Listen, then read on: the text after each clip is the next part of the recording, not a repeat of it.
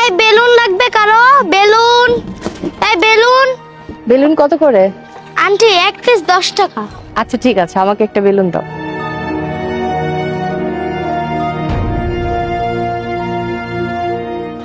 এই নাও। আচ্ছা, তুমি এত অল্প বয়সে বেলুন বিক্রি করো কেন? পড়াশোনা করো না? পড়াশোনা করি, পড়াশোনার লিগা আর খাবার দাবারের লিগা বেলুন বিক্রি করতে হয়।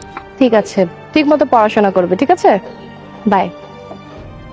আন্টি দাঁড়ান।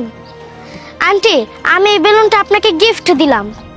কি বলতেছো? তুমি আমাকে এটা গিফট কেন করতেছো? আমার মা বলছে মাঝে মাঝে কাউকে গিফট করতে হয়, গিফট করলে নাকি মানুষের মুখে হাসি ফুটে। এই বেলুনটা আপনি নেন, আপনার মুখে হাসি ফুটবে। বাহ, তোমার মা তো অনেক ভালো একটা কথা বলেছে।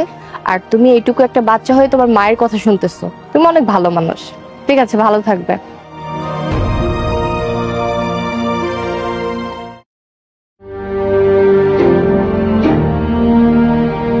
আন্টি আপনি? হ্যাঁ আমি। তুমি আমাকে গিফট দিছো, আমি তোমাকে গিফট দিব না? কেউ যদি কাউকে গিফট দিতে হয় তার ফিডব্যাক হিসেবে গিফট দিতে হয়। এই নাও, আমি তোমার জন্য গিফট নিয়ে আসছি। আন্টি আপনি এটা কি নিয়ে আসেন? এটার ভিতরে কি আছে? এটা হচ্ছে একটা স্কুল ব্যাগ। এর মধ্যে তোমার জন্য নতুন ড্রেস, তোমার বই খাতা কলম সবকিছু আছে, তোমার যা যা লাগবে। নাও, এটা রাখো।